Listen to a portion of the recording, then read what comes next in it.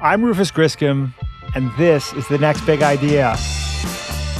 Today, a celebration of our five senses.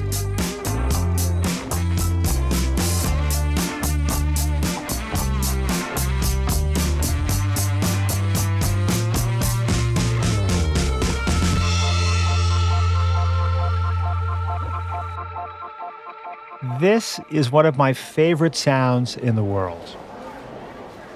That's the ambient hum, the bustle, as my guest today, Gretchen Rubin, calls it, of the main concourse of Grand Central Station. Listen. Hear the hurried footsteps, the indistinct voices, the purr and thrum of people on the go. Hear how it all ricochets off the 120-foot ceiling and comes back down as a kind of babbling brook. We learned last week, talking with Paul Bloom, about the limitations of the human brain. Our memories, for instance, are more like impressionist paintings than photographs. They're evocative swirls of color and feeling, not facsimiles of reality. What's more, our abilities to reason are stymied by cognitive biases, collective fallacies, poor information. But our senses, sight, smell, hearing, taste, and touch, they are astonishingly high fidelity, which is why more than a third of your brain is devoted to processing them. The world around us has the potential to bedazzle, to entrance, to trigger a state of rapture, if only we pay attention. But this paying attention business is not easy for any of us, not easy for Gretchen Rubin. So she decided to do something about it. She forced herself to get out of her head and into the world. That's actually the subtitle of her new book, Life in Five Senses: How Exploring the Senses Got Me Out of My Head and Into the World. She studied the art of perfume making, hosted ketchup taste test parties, and visited the Metropolitan Museum of Art every single day for a year and counting. Her new book encourages us to glory in our senses, to open our eyes, unplug our noses, take the noise-canceling AirPods out of our ears, and delight in the sensuous world around us.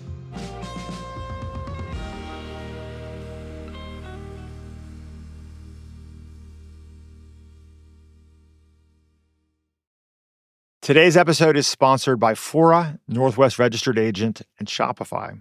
Fora is a travel agency platform designed for entrepreneurs who want to build and scale their own travel business. Become a Fora advisor today at foratravel.com/idea.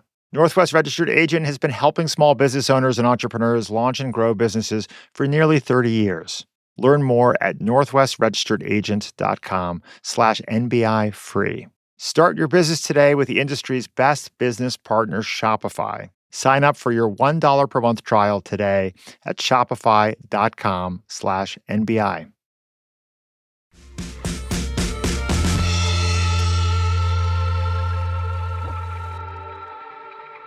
Gretchen Rubin, welcome to the Next Big Idea podcast. I'm so happy to be talking to you. Gretchen, you have had a fascinating career. You were, it's fair to say, an ambitious young woman. You went to Yale Law School, became editor-in-chief of the Yale Law Journal. You went on to clerk for Supreme Court Justice Sandra Day O'Connor. And then you kind of swerved and you became a writer.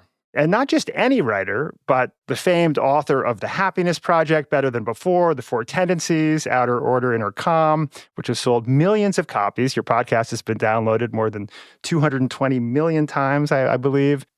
It's really quite an extraordinary track record of success in two extremely different fields. How do you think about that transition? Well, I went to law school for all the wrong reasons. I was somewhere I thought, well, I'm good at research and writing, and it'll keep my options open, and I can always change my mind later. And I really didn't know what to do with myself. I had a great experience in law, so I don't regret going. When I was clerking for Justice O'Connor, I had the idea for my first book. And before that, I had never thought of myself as a writer or seen a way forward for myself in writing. But once I had this idea, I just sort of felt a compulsion to go forward. At a certain point, I thought, I'd rather fail as a writer than succeed as a lawyer. So I need to take my shot. And I bought a book called How to Write and Sell Your Nonfiction Book Proposal and just followed the directions. And that was how I got started. Wow, that's incredible. I'd rather fail as a writer than succeed as a lawyer. That's an incredible revelation. But you failed to fail as a writer. Yes. You say in your latest book, Life in Five Senses, that you have a relentless quality, which is clearly a quality that drove you to success in both of these fields. And it also sounds like that relentless quality has also caused you to go on some of these sort of journeys of exploration. You say in your subtitle, how exploring the senses got me out of my head and into the world. So do you see this kind of relentlessness as both a gift that's been empowering in your life and also something that you work through? Yeah, exactly. Like so many things, it's both a bug and a feature. One of the things I realized as I was beginning to understand how I'd been overlooking the importance of my five senses is I thought, well, I'll be walking by the ocean and I won't see anything. I won't feel the sand beneath my bare feet because I'm so busy editing a paragraph in my head. Or I can't listen to an audiobook because my own thoughts just drown out the sound of the story.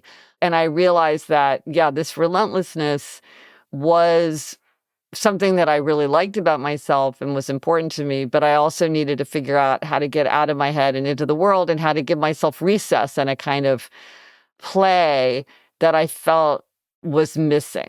And I found that going through the five senses was a very concrete way to do that. Well, why don't we start with sight? One of the things that's always astonished me is how miraculously and distinctively human our experience of sight is. And you write about some of this. But, it's just astonishing to realize that objects themselves don't have a color. They give off light with varying wavelengths, and we see those wavelengths as colors. But the redness of the scarlet red, which I think is one of your favorite colors, it's really just what neuroscientists have been calling recently a controlled hallucination, right? That we have, right? That if the actual apple is simply, an object off of which light bounces in a frequency that we read as red. And I think, as I understand it, this is an evolutionary adaptation to kind of being able to quickly identify attractive, nutritious fruits and vegetables. But, whatever it was, this astonishing beauty of, let's say, a field of flowers that might cause us to tear up or break out in goosebumps is a kind of collaboration between our brains and the reality out there. It's a celebration of humanness. When you realize this, that it's like we humans bring this kind of beauty to the table to a degree. Intellectually going into this, I knew that we all lived in our own unique sensory world. Like with the color, like what I see is not what you see. And there are many, many factors. There's our genetics, our upbringing, our association, our experiences. And so we really each live in our own worlds. And color is a great example where you need a brain, you need an eye, you need light, you need all these things to experience that, or else it's not really there. And that is just a very odd thing to realize. Well, in order to more fully celebrate your sense of sight, one of the things you did, which I think is just amazing, is you made a resolution to go to the Met, the Metropolitan Museum of Art, every single day. I gather you're still doing it. Have you seen everything? Did you get bored? What was that experience like? Well, I've always been very interested in repetition and how familiarity changes things and how things change over time. And I'm also the kind of person where I find it easier to do something every day or never rather than doing something sometimes or most days. So I really was very attracted to the idea of doing something every day. And I have to say, when I started, I thought this was a pretty idiosyncratic desire, but I've since learned that many people also feel this pull towards doing something every day, whether that's like going on exactly the same walk with their dog every day so that they can sort of watch the changing trees, or somebody did it to the same drugstore. And I'm like, I get that. There's so much going on in a very big drugstore. Like, I think that would be tremendously fun to visit every day. There'd be a lot to see, hear, smell, taste, and touch. So I wanted to do it at the Met. And what I found is that it just the more I went, the more I wanted to go. And so after the year was over, I like couldn't imagine giving it up because it really did become this kind of recess for my mind. Some people are like, "Oh, is this meditation?" And I'm like, "This is the opposite of meditation because meditation is the attempt to discipline the mind, and this is my attempt to unleash my mind and just like play and have fun and not do anything in particular and just whatever I feel like. It's just very free and playful. But yeah, now I've been through the whole thing. I've walked through every room, looked in every case, read every sign. It changes all the time. What's on display changes all the time. There's new exhibits. Big parts of it will be closed for renovation without any announcement, as far as I can tell. I just show up one day and it's like, oh gosh, well, you're not going to go back through those rooms for 3 years. So Wow. it changes much more than I realized. And the more you know, the more you notice. And the more familiar I become with the Met, the more I see. It just becomes deeper and more rich with every visit. And seeing is an art of sorts, or one. There are many ways of seeing. And you Hmm. went to the Met with your friend Sarah Z, who's this extraordinary artist. I love her work, actually, Yeah. and who happens to be married, I think, to the physician and biologist Siddhartha Mukherjee, who we had Yep. on the show recently. It's wonderful, Yes. incredible couple. She gave you some suggestions about how to look at art differently. Some little tricks we can all use. Yeah, she said, look for shifts in scale. So that's like in a Chinese landscape where you see the shifts in scale. Look for where things enter and exit a painting. Look for what's left empty. Look at things from very close up and then from far away. Squint so that you can see kind of the big shapes. Notice how every color changes every other color. That's one of my favorites. I love color. Mm. And so that was very interesting. Yeah, and so it was just fascinating to go with her because she was seeing so many things that I did not see. And I like having sort of tools or like kind of a concrete approach to try because I think that makes it easier when you're like, okay, I'll go close, I'll go back, I'll squint. One thing that I did that was really interesting was I took some of my favorite works and went and bought postcards of them and then went and looked at the postcard and looked at the actual object. And that's interesting because you really notice different things in the postcard. And you can think, well, the postcard is kind of flattened, and that's true, but you can see it more completely, especially a larger thing when you look at a postcard. And so different things pop out at you. You can put it upside down and sideways, which also allows you to use it a different way. So again, that's another way to see, which is to look at the postcard and then compare the postcard to the actual item. So yeah, it's really fun to have these different ways of looking. And then I do things like more whimsical things. Like I have certain things that I just look for. Like I always look for swans. There's a lot of swans. I look for frogs. Almost no frogs. Where are all the frogs in the Met? And so there's ways to make it. There's just all sorts of kind of little a quest is more fun than a jaunt. And so I give myself all kinds of like little fun exercises that I don't try to do every time, but I do when I feel like it. It's really interesting to me to think about what we consider to be worthy of our focus, Hmm. of all of our senses to some degree, right? So like if we're obviously in a museum and we're looking at the Mona Lisa or something, we know that our broader culture is telling us this is worthy of scrutiny and focus and squinting and looking at it in different ways and so on. But then there are sort of the ordinary things in life. I mean, I think about this with taste. Like we've decided that like wine and cheese are things that we will, really focus on sort of comparative taste explorations. Whereas we don't necessarily have the same level of focus with a lot of other things. And you at one point have this kind of beautiful moment appreciating an orange traffic cone, Hmm. and the way it's lit by the sky and this sort of celebration of this everyday object. But this kind of like developing and flexing the muscle of focusing and seeing is something that we can do, with great intention in a museum, and maybe we learn to apply everywhere. What's familiar is very easy to ignore. And I don't know about you, but when I look at pictures of the past, like of myself as a child, like I'm not interested in looking at the Eiffel Tower over my shoulder. I'm interested in like, what shoes were I wearing? Or, Right, like I right. remember that shirt, And I went around my apartment and did an album of now. I just took a picture of every room, the inside of the Interesting. refrigerator, the pantry, my clothes closet, the street, Oh, wow. because I thought 30 years from now, I'll be far more interested in like, what did our kitchen look like? Yeah. Than I would be like, oh, what does the Grand Canyon look like? Because the familiar we love, but it's so easy to take it for granted. So how do you pay attention to it? It's so funny you say that. And I think this is a great tip for any younger listeners, because one of my few regrets, I never took a lot of photos before the iPhone Yeah. because I sort of felt like it was robbing the present for the future, Mm-hmm. that the focus on the photo opportunity. But what would I want a photo of? I mean, of course, it's lovely to have photos of friends, but those are out there.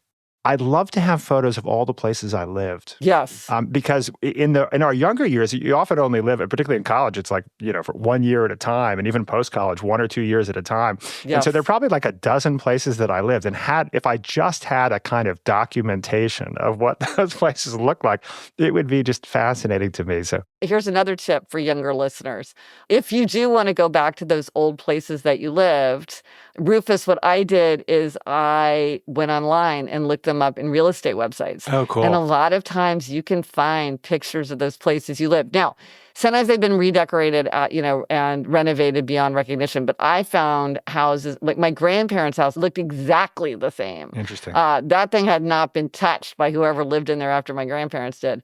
And then just the same thing, like where my husband and I lived, our first apartment. I looked it up and it's just, you forget like, oh, that's what that bathroom looked like. Or I forgot about where the kitchen was, or like where the doorway was. It's so fun because you're exactly right. At the time, we don't think it seems so unremarkable. Why would you go out of your way to make a memento of it? Yeah. And yet Yeah. later, that stuff is fascinating. Well, thinking about tips for listeners in terms of how they can more deeply enjoy their sense of sight, one of my favorites was you recommended putting your phone in black and white, which I didn't even know you could do this, right? But Hmm. you say that when you did this, it had a pretty dramatic impact on the way you interacted with your phone. Well, I mean, you were speaking earlier about like color and how color is a useful tool. It's not just something beautiful, it's actually very, very utilitarian. Yeah. And if you're using your phone, it's called grayscale when it's in black, white, and gray. It's just much less compelling. Like if you're looking at photographs or you're scrolling through things, it's like watching your parents' old, tiny black and white television set. It's just not as fun, it's not as engaging. So it's much easier to put it down. So if you're a person who feels like it's hard to put down your phone, making it black, white, and gray will make it much easier not to use it because it's just less fun and more taxing. And what I found is that, it's like, have you ever been in a room with a stained glass window? And then when you look away from the stained glass window, everything else looks kind of grayed out because it doesn't have this like brilliant color lit from within. Yeah. The same thing with the phone. I realized like when my phone was on black, white, and gray, kind of the world looked brighter because it wasn't always in comparison with Wow. this like Right. these brilliant, bright jewel tone photos. So then the world kind of seemed more brilliant. And what I like about this is, I think sometimes people are like, well, just leave your phone at home. But more and more, I think that's just not realistic. Like Yeah. our phones are too useful. So the question is, how can you use your phone as a tool that you need, but maybe change your engagement with it in a way so that you're getting the value out of it, but not the downside of it. Again, like turning off notification sounds. Do you need those notification sounds? Because if not, they're probably just distracting you and disrupting your train of thought. Try turning them off and see if that's a better experience or a worse experience. A lot of times we have more control over our sensory surroundings than we might realize. It's so interesting. I hadn't thought that. I'm a little bit of a tech fetishist, and Hmm. and of course, every generation of the latest smartphone, they boast about the new, ever more vivid, more saturated color experience. Hmm. And it hadn't occurred to me that these like really substantial number of hours we're spending every day looking at these phones that have like hyper saturated Yeah. color is having the unexpected effect of kind of draining color Yeah. out of the world at large, which is sort of tragic. I'm going to try that. And I also like the idea of one of your tips is indulge in a splurge of color. Hmm. We've had Ingrid Fattel-Lee on the Oh, show. I love her work. Love her work. Exactly. Aesthetics of Joy. And one of my favorite riffs of hers is she talks about chromophobia. this fear we have that color makes us look childlike, right? Like Mhm. children are in bright colors and love bright colors, but if we are serious adults, well, we can wear grays and blacks and beiges and, to demonstrate our seriousness of purpose, right? but Yeah. but I think that, it's nice to give ourselves permission to defy that convention and, wear a little color and surprise each other. No, I absolutely agree, and I really do feel like color is one of the sort of the aesthetic, expressions of everyday life, that it's a way, whether it's with nail polish or a pair of socks or a scarf, or like I bought a set of felt tip pens that were, instead of just the ordinary blue and black, they were like olive green and caramel brown and oxblood. Like, that's a way to bring in a little bit of creativity and your own, and, like, putting your own creative spin on things. It's fun and it's very manageable. Yeah, and I wonder if the tide is kind of turning, I think it with is. color. I feel like more and more people are embracing really bold colors and, like, a lot of patterns, hmm and I feel like color's coming back, that people are eager to embrace it. The 70s colorful stripes are coming back, which makes me happy because Yes. I have positive associations with that. My almost perfect wife thinks I have a backpack fetish, Gretchen, Ah. and I think she's right. Cotopaxi makes these backpacks that are just brightly colored, and I now see them everywhere. But it just makes me happy, like a little tropical explosion of color on a backpack. Yeah. Well, and that's a perfect example of, like, even if you don't want to commit to head to toe in some kind of bright color, you could have a bright backpack, and that would just be something that makes you happy just because you love the color of it.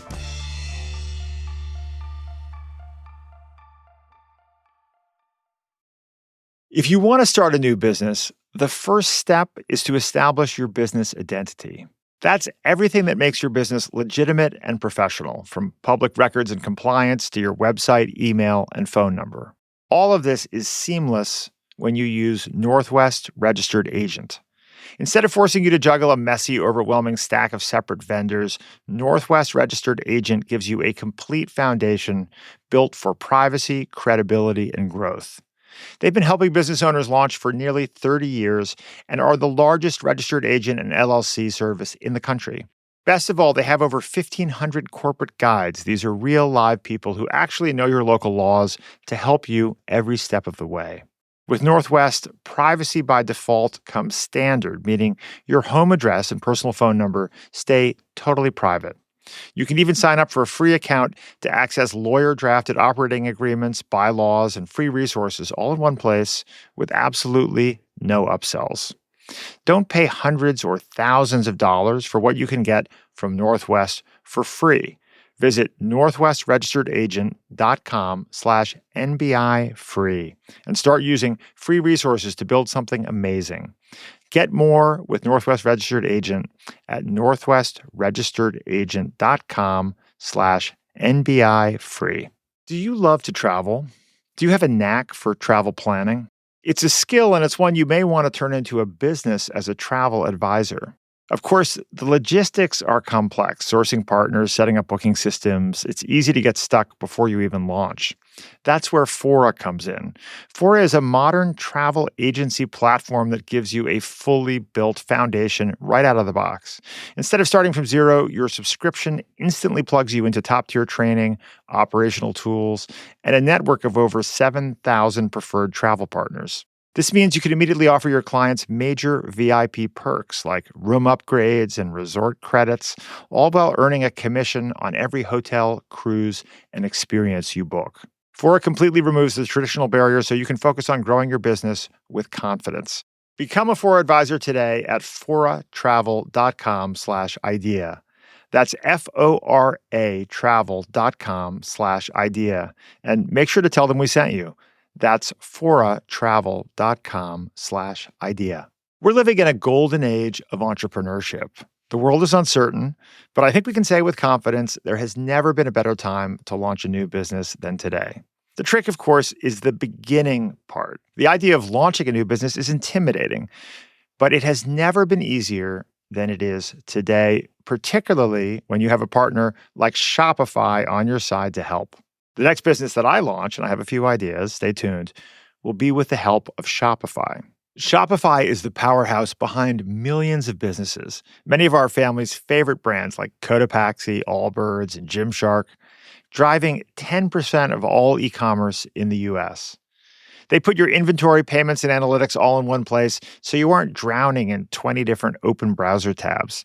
It's even packed with clever AI tools to write your product descriptions and polish your photography, making your business operations smoother from day one. Start your business today with the industry's best business partner, Shopify, and start hearing.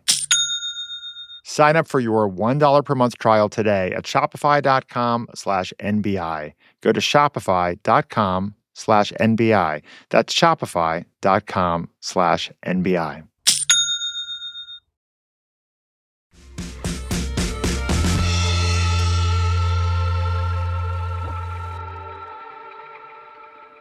Let's talk about hearing. We learn in your book that humans can hear sounds at various frequencies between 20 hertz, which is a low rumble, and 20,000 hertz, a high-pitched squeak. And loudness is another variable measured in decibels from 0 to 85, which is about as much as we can take. Apparently, you, Gretchen, can hear much lower decibels than I can, because you say at one point, I'm quoting here, I have always loved sounds that border on silence. Wood ash dropping in the fireplace, the stately, noiseless movement of cats and swans, the whisper of hair falling when I get my hair cut. Well, first of all, this is just a beautifully written passage. I'm getting goosebumps here, and a poignant observation. Secondly, I don't think I've ever heard hair falling. Oh, well, you probably weren't paying attention. If you just listen to that little snip and that fall of hair. Yeah. Oh, well, you're right. Actually, now that you mentioned the snip, I mean, I have heard that almost impossible to hear, as you say, it's almost silent sound of wood ash dropping in a fire. But I hadn't thought about it until I read that sentence in your book. No, I love those almost silent noises. One of my very favorite sounds is the sounds of people talking, both in a duet, which you and I are engaged in right now, which as podcasters, this is close to our hearts. But I'm particularly fond of the sound of human voices when you can fade out the individuals and just listen to the collective sound that starts to take on the sound of like a babbling brook or a river. Busy hum. Yes, right. And then you'll occasionally have these sort of rises and falls of the collective sort of humanity in the space. And my single favorite place to listen to this, I don't know if you've heard this, is in Grand Central. There's something about the arched ceilings and the scale of the space that makes the sound of all these people talking just gorgeous, even though they're probably talking about what time their train leaves or something, but collectively. Well, I can't wait to go to Grand Central again and pay attention to that, because I've walked through there, 1,000 times, and I never stopped to think like, well, what is this?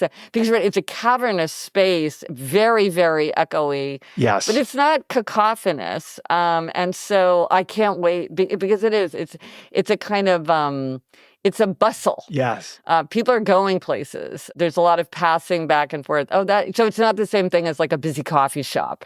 Well, there's a way in which it's sort of, it might be the acoustics of the space, a little bit muddled and rounded out and softened. It's really softened, but I think there's an optimism about traveling to the new place or getting where you're going that sort of comes through also, as well. It's very distinctive for me.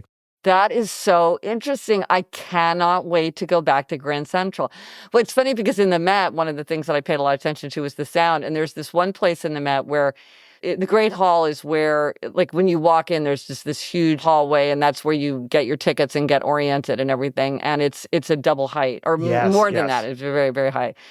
And it's surrounded by a balcony. And if you're standing on the balcony on the second floor, you hear all this just like really, really loud noise of all the people coming in. And if you just walk in one gallery where there's sort of a monumental statue of the Buddha, the sound instantly drops. It's like you walk through the doorway and it's like whoosh. And it's so effective because even if you're not consciously aware of it, you're like, it feels like so much more of like a sacred space because you feel like, oh, I've left the ordinary world behind. Now I'm in some place, even if it's not that quiet because there are people in there talking, it still feels so much more quiet that it's so effective. Yeah, so big spaces have a very distinctive quality of like what the human sounds sound like there, and then it changes as you're in a different size of room and you have different kinds of echoes Mm. and different numbers of people in there. And but again, it's like I've walked through Grand Central so many times and it never occurred to me to turn my attention to that sound. And I bet I'll think of this conversation for the rest of my life when I walk through Grand Central. You know, I walk by that big clock and I'm like, oh, if Rufus were here, he would be so enjoying the sound of these people talking. As part of your sound exploration, you spend a lot of time with music. And it sounds like before this exercise, you didn't think of yourself necessarily as a music buff. I think you said you only had 36 songs or something on your phone, but you now have put together a music apothecary. Mhm. So music, I guess you've come to see as a kind of medicine. I would say after taste, hearing is my most neglected sense. And I had always felt very kind of cramped and almost wrong about music. Like other people seemed to like it so much better than I did. And they listened to so much more music and they wanted to go to concerts and they knew so much more about it. They were always listening to new music. And I just never felt like doing that. And so I always felt like, well, I'm just somebody who doesn't appreciate music. And then a friend of mine, actually the producer of the Happier podcast, so he knows me well and he's also a huge music guy. He said to me, but I think you do appreciate music. I just think you like it in your own way. And that for the first time, it made me stop and think like, well, how do I like music? Like instead of feeling like, well, I just like I was the wrong way or it was too small. I said, well, what is the reality of how I like to listen to music? And I realized that I would call myself a song lover, whereas most people are music lovers. So I like one song. I like this song. But if I like this song, that doesn't make me want to listen to more songs from the same artist or the whole album or a whole genre of music. It doesn't make me want to try new things. I just like the one song. And once I embraced sort of my own way of loving music, I realized, well, music has this tremendous power to shape our emotional and even our physical experience. It's so powerful. Why don't I try to harness it myself? And I looked at the songs that I loved, and a lot of them were kind of like meditative or melancholy. And I thought, but no, I'll create an audio apothecary to cure the blues. So when I want to feel cheered up and high energy, I'm going to make myself a list of just those songs. And I had so much fun putting it together. And back to our point about what you notice, when I was thinking to myself, like, oh, I need to gather songs for my song loving list and particularly my audio apothecary, I started noticing them much more. Like I'd be in a restaurant and I'd be like, oh, I love this song, instead of just having it fade out of awareness. So doing it, I had the fun of listening to the playlist, but I also had the fun of making the playlist and being more attuned to that music since I was like seeking it. You know, it's such a great observation that there are very few things that can change our mood as quickly as music can. I think for me, it's like the weather, like particularly like living in New York City as we do. It's special when when it's sunny and beautiful out, and I feel like I have no mood choice. When the weather is beautiful, I'm incapable of not being happy on some level. Mm. And music is the other variable that has this effect. And I love this notion that like we can use, I imagine a lot of people do, but we can use playlists like a pilot uses the flaps on an airplane wing, right? I mean, to sort of adjust our mood Mhm. in one direction or the other. And I was listening to your wonderful Music Apothecary playlist on Spotify this morning. Mm. And you just don't have a choice but to smile. When you listen to the Beatles, I've Got a Feeling. Ah, yes.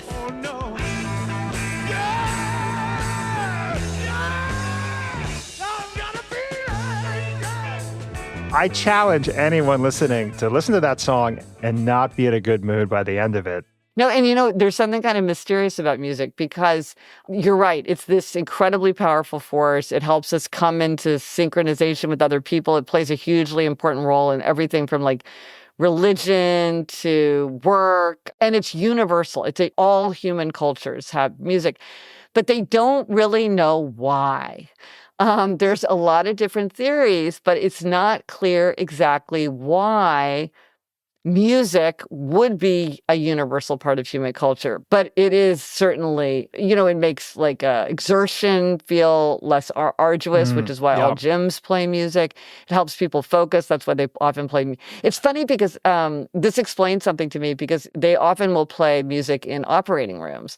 Yes. And as somebody who's not into music and always wants silence to concentrate, this baffled me. Mm. And I have to say, if I was a medical person, I think that would be difficult for me. I would not want that. I would want silence. But clearly, for most people, I think it's because it helps people like stay energized, stay focused, and stay in rhythm with other people. Very powerful, very powerful. And so the fact that this has been, I guess, verified in studies, scientific studies, that music makes surgeons more focused and relaxed. So I think I definitely want my surgeons listening to music. Probably not to AC/DC, but something soothing, hopefully. But then it lowers the heart rates of patients, right? You write in the book. So we want music in hospitals. It improves the performance of athletes as well. Yeah. But here's the thing, though. I think with all these things, you have to think about yourself. So that's what the research shows. That's what suggests.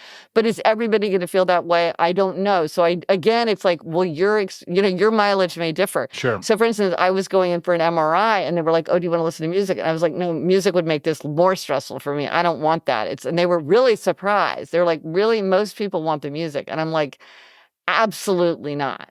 Just because like research shows something doesn't necessarily mean that's going to be your own individual experience. Yeah. And I think realizing that we have all these differences, it can allow us to show more compassion to other people and also more compassion to ourselves. Because it's like, well, other people don't find this restaurant to be too loud, but I find it to be so loud I can't enjoy my food. It's like, okay, that's your experience. The final detail on hearing is you talk about your love for the sound of a snowplow. A snowplow, right? It's just sort of like occasionally kind of rumbling as it hits the street, and then a quieter pushing of the snow. And I'd never thought about it, but I love that sound as well. Because I think it just reminds me of childhood and snow days, right? Which were just so magical. Yes, it's that association for sure. And also, if you need to get someplace, you're like, oh my goodness, good. The snowplows are coming, because every once in a while you're like, oh my gosh, I've got like an urgent trip I need to make. And either way, the snowplows either mean leisure or, get it going about your business. Yeah. Well, talking about nostalgic associations with sensations, let's talk about smell, which I did take your quiz, Gretchen, and I know that smell is the sense that I least appreciate. Interesting. So I need help here. Now, Rufus, were you surprised by that, or were you sort of like, oh, yeah, that makes sense? I was not entirely surprised because, first of all, I think you say at some point, maybe all five senses are best applied to appreciating other humans. I'd say with the possible exception of smell, but you would disagree with me here. Maybe it depends on your spouse. My spouse smells wonderful, don't get me wrong. Well, it's funny. That's called our diplomatic odor. That is the smell we bring into the world with our shampoos and our deodorants and our mouthwash and our toothpaste. And right. I love that phrase. We don't all that often really smell other people. But yeah, your spouse first thing in the morning, I think, is when you really smell your sweetheart. There's certain smells that I love. I love coffee. Another thing I love, Gretchen, is the smell of a new can of tennis balls. And it's not just the smell, because sometimes we have a convergence of sensations, right? It's the smell, the feeling of opening it, the resistance of the metal. And actually, Gretchen, for this occasion, I have a fresh can of tennis balls. Oh, yay. I'm going to open it for you, and maybe you can smell it through the microphone. Yes. Here we go. But I think the sound of it's going to do it for you. Here, let's see. The pop. Yeah. And now. Everything about that is satisfying. And the smell, and I know I'm killing brain cells here. It's like some kind of weird chemical smell, but I don't know why. I just love it. So one of the exercises that I did in the book is I did a 5 senses portrait of my husband, Jamie. So for each sense, I wrote down 5 associations or memories that I had for him for each sense. And then when the book was done, my editor said to me, well, you should do that for yourself. You should, with your About the Author, you should do a 5 senses portrait of yourself, which is very funny because I was like, I just wrote this whole book about me and the 5 senses, and yet this feels like a whole new exercise. So it was very, very creative and fun. But Rufus, if you were going to do a 5 senses portrait of yourself, that would clearly be one of the senses that it feels very true to you. It feels like something that is a core smell for you. I do think that that this is a sense that I would like to explore more. I was intrigued by. I think you bought. Well, you took a course on sort of the perfuming smell combination art and bought a set of different smells and bottles, which all that intrigues me. Well, you love coffee, and I have, what is it called? I think it's called Nez du Café, Nez, Nez du Café. It was very expensive. But it's a kit where it separates all the different notes that you might perceive in coffee. So it's things like butteriness, potato, chocolate, smoke, all these different things. And it pulls them out so you can really experience it kind of alone. I think there are 36 of them. And then it's meant to help you then when you are tasting coffee. It makes it easier to identify those because you sort of had it in pure form. It's super fun. And I think they have it for red wine and white wine too, and maybe even whiskey. If you're thinking like, "Ooh, I want to tap into my sense of smell more," this might be a way, since you already know you love the sense of coffee, this might be a way to push yourself in a way that feels exciting and new, and yet also will deepen your appreciation of something that you already love. I also love your recommendation that we get scratch and sniff Oh, I love scratch books, and sniffs. which brings me back. I do remember those, and I think you said you and your sister found some old ones from your Oh, childhood, yes. and they still are delivering the scratch and the sniff. They're still, yes. I mean, pickle, birthday cake. Yes, it's remarkable. The smell of old cars, particularly old sports cars, you'd smell like burning oil, leather, maybe even a faint moldiness of the carpet, Hmm. a little bit of gasoline, just magic kind of bouquet of smells for me in an old, some old sort of Fiat or Triumph or some old car. And though I welcome the new era of electric cars, and it's progress, we need electric cars, but I think the range of smells they offer is narrower. Well, isn't that interesting? And it's funny because people talk about the new car smell all the time, but I've never heard anybody talk about the old car smell. But you're right. It's a good example of how, like, sometimes with newness, a new way of doing things can rob us of some of the richness of the experience. And one of the things I think about is like, if you get takeout food, it might be really, really good food, but you don't have the smells of the baking and the grilling and the simmering odors that will kind of whet your appetite and kind of deepen the experience of what it's going to be like to eat that food. And same thing, it's like an electric car. It's like, yeah, it's a good car, but it feels sort of flat and uninteresting compared to like all the old intense smells of the old car. And listen to you talk, Rufus. I mean, I feel like you're like me realizing that I'm a music lover. You sound like you Yeah, do have yeah. very powerful connections to smell, maybe not lots of smells, but maybe for you, there's like me with my audio apothecary. Maybe for you, there's like 20 smells that are like the smells that always make you happy. And then a lot of times you don't even need to smell them. You can just call them up in your memory, like the smell of your grandparents' kitchen or something like that. Yeah. I can smell that smell even without physically smelling it. I can evoke it in my mind. So that might be a fun exercise for you, is kind of the smells that you can think of give you a little lift of happiness. Yes. No, I like that a lot. And my favorite new term is retronasal olfaction. Oh, yeah. We all do it. This was new information for me that we can smell through the inside of our mouth, Yeah. right? And flavors, I guess the word flavor means a combination of taste and smell. Yeah, and you can test this yourself very easily. Like, just take something that has a very strong, complex flavor, like a Jelly Belly. And if you plug your nose and pop it in your mouth, you'll just taste like one of the, some of the five basic tastes, which is sweet, salty, sour, bitter, and umami. It's like with a Jelly Belly, you would taste, if your nose is plugged, you would taste it very, very sweet.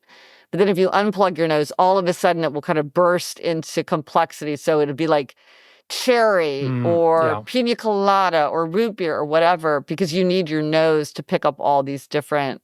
Or like vanilla is a smell. It doesn't even have a taste. It affects flavor through smell. Yeah. So they're very bound together. I think a lot of people saw this during COVID because many people realized they had lost their sense of smell only because it affected their sense of taste. They noticed the Right. taste before they noticed smell, but it was because those two are so bound together. Well, that's a great segue to taste, which I think is fascinating, as you mentioned, like our desire as a species for new tastes drove the spice trade. Mm-hmm. We've had people crossing oceans on wooden sailboats, risking life and limb just to get pepper and salt and this incredible explosion of different tastes from the East. Back in the day, if they had seen that people were walking through a fast food restaurant and just like grabbing up as many packs of salt and pepper as they wanted, they would have been right, for free, dumbfounded, because this was precious, very, very precious. Yeah, and you were worth your salt because people were paid in salt and sacks of salt. It was so valuable, right? Meanwhile, my grandmother used to say, sometimes there's nothing that tastes better than a peanut butter and jelly sandwich. Mm-hmm. I would add with toast. Like if you toast it, it's even better because the peanut butter starts to melt. So taste, I think, well, for me, is a strength or an area of focus, I would say. I'm very interested in. It's one of your appreciated senses. Yes, exactly. Appreciated sense. I am very interested in the exercise that you took of going beyond these sort of, as we said earlier, there's a range of things that we are culturally accustomed to savoring and comparing with one another. Wine, cheese, what have you, flights of beer, caviar. I don't know what people taste, right? Right. But what about potato chips? What about ketchup? And so you did this with friends as an experiment. I mean, it would never occur to me to squeeze out 3 different types of ketchup. Oh, I think it's so fun. It's such an excellent exercise to do. Yeah, because we don't usually compare these things one right after another. And it's very fun. Everybody has a lot to say. And you notice so much more, like varieties of apples or varieties of, or like even something like coffee. It's like they say there's all this different kind of coffee. Can you taste the difference? It's just a really fun thing to do with other people. And it's kind of a nice exercise because a person of any age can do it. You could do it at work. I love taste comparisons.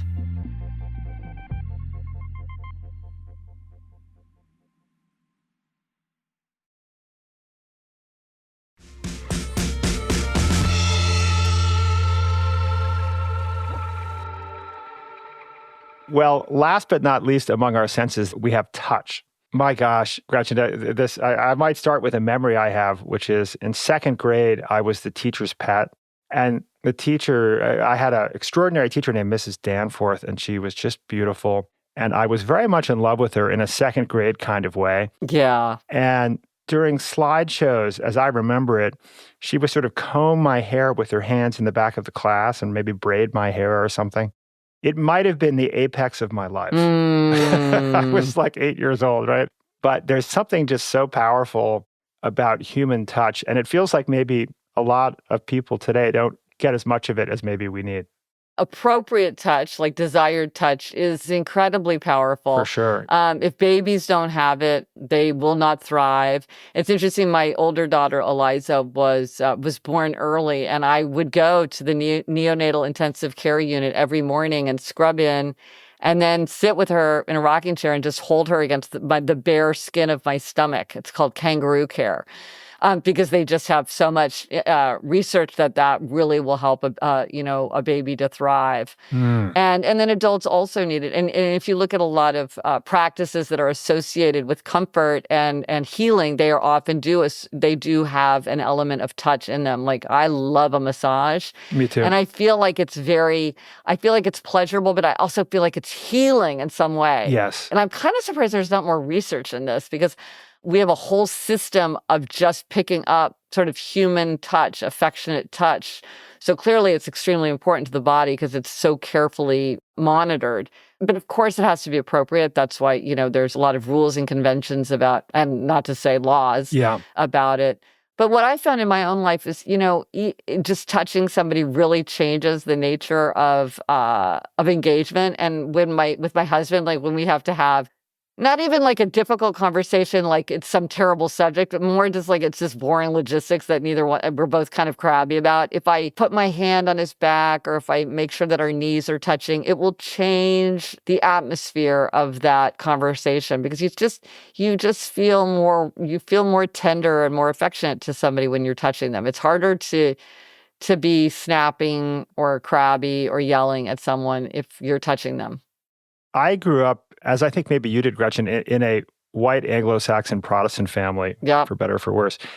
And particularly on my mother's side, there was a culture of, I mean, a lot of love and affection, but a hug was a shoulder squeeze, Yeah. right? It was sort of a process of like, No, that was my family squeezing your too. shoulders from the side. And to this day, I'm 55 years old. My mother's like almost 80.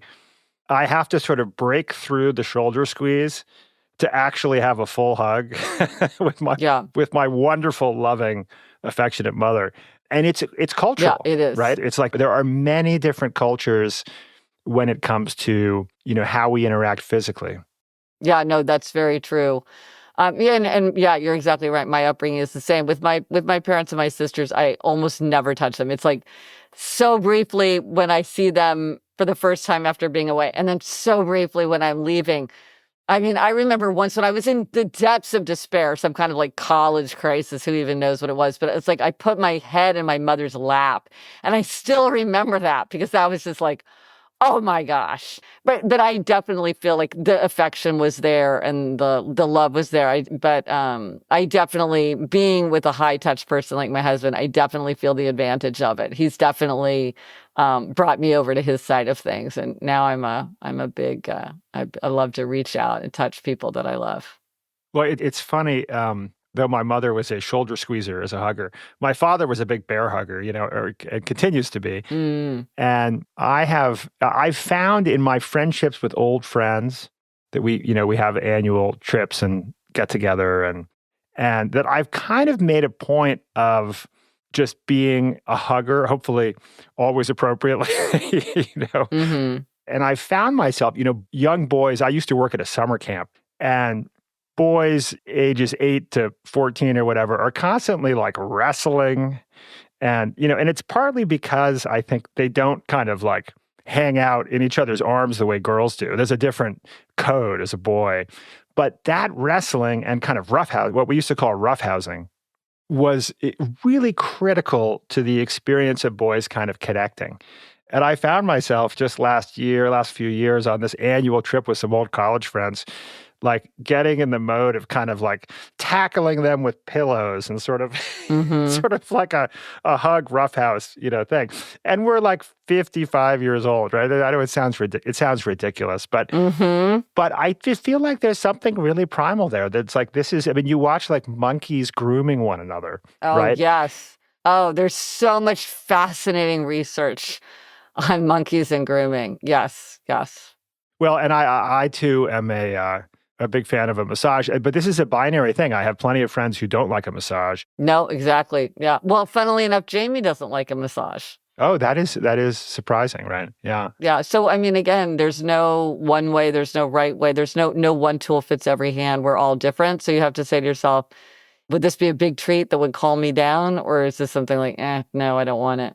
Yeah. Well, any other tips for our listeners in this in the area of touch?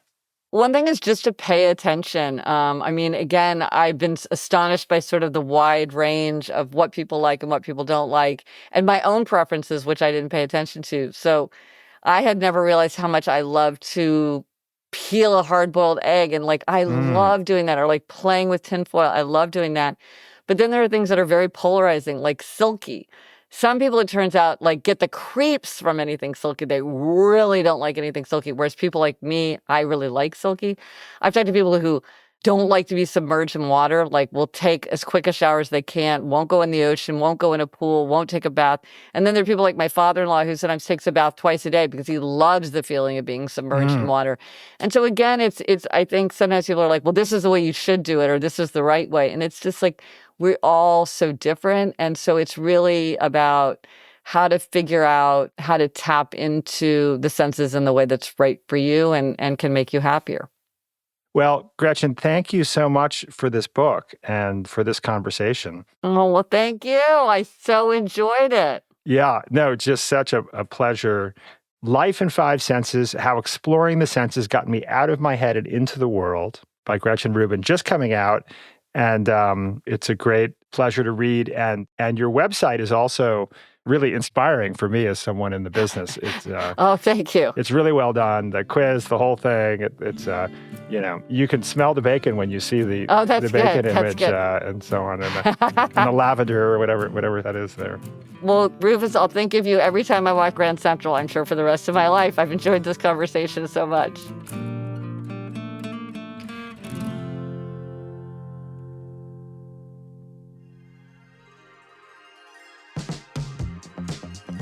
What's your most neglected sense? Find out now by taking the quiz at GretchenRubin.com. I also highly recommend Gretchen's Feel Good playlist, which you can find by going to Spotify and searching for Gretchen Rubin's Audio Apothecary. I'd love to know what you thought of this episode. Did it change your view of your five senses? Let me know by signing up for my newsletter and jumping into the comments. The newsletter is called The Next Big Idea, and you can find it by searching for me, Rufus Griscom, on LinkedIn. There's also a link in our episode notes. Today's show was produced by Caleb Bissinger. Jason Freeman's most appreciated sense must be hearing because his sound design is masterful. We would let the team at LinkedIn perform surgery on us with or without music playing. I'm Rufus Griscom. See you next week. Oh, and one more time, for good measure,